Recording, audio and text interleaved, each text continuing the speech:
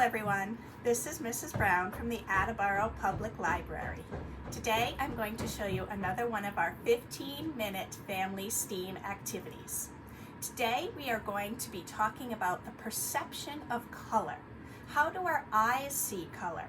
How does our brain understand what our eyes are seeing? That is what we're going to do. We're going to work about the perception of color with a Benham's disc today.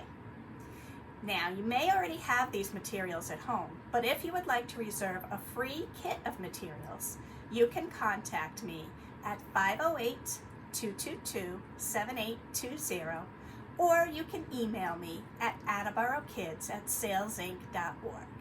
If you do already have these materials at home, you'll be able to find the instruction sheet on our website, and of course you can watch this instructional video.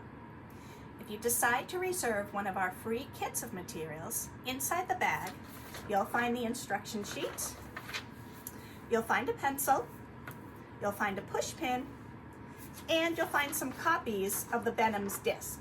Now you see there are 4 different versions of this disc, and you can choose any one that you want to make this project with. In fact, if you have more pencils and push pins at home, you could make 4 different ones. From home, you're going to need some white glue and you're going to need some scissors, so you may need some adults' help. Now, as always, when we do some of our STEAM activities, I like to make sure we're protected. I protect my work surface, I have something on to protect my clothes, and I will put on my safety glasses. This one doesn't really require the safety glasses, but I like to make it a habit just so we can always stay safe. The first thing you're going to do is you're going to pick one of the discs, one of the disc designs, and just cut it out of the paper. I just like to cut a square or a rectangle because then I'm going to use a piece of thin cardboard.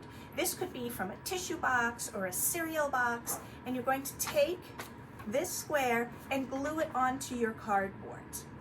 Once the glue is dry, you need to cut your circle out, and you need to make sure you cut it out in as best of circle as you can. So you see I glued this one onto this piece of cardboard and then I cut it out, just because I find it easier to glue it together first and then cut out the circle. Okay? But whatever, if you want to cut the circle out and then glue it on, whatever works for you. Just make sure it's on a thin piece of cardboard.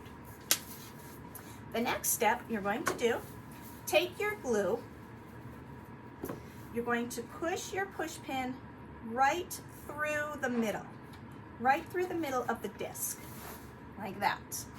Okay? And you just need a little bit of glue. And the reason I like to use a little bit of glue, I like to make sure that my push pin stays secure.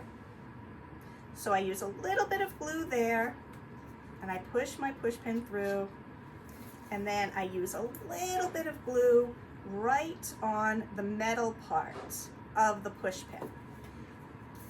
All you're going to do is stick the push pin into the eraser, the middle of the eraser. Now, once the glue is dry, it'll be very sturdy. I have one over here that I made where the glue is already dry, because if you don't use the glue, sometimes the disc will wobble, and that can make it hard to see the experiment. So just give it a minute or 2 to dry, and then this is what you'll have. Okay? The next thing you're going to do is you're going to roll the pencil between your hands. You can do it fast, but it works best if you do it a little bit slower. We started with a black and white disc, but when you start to roll, you can see the colors.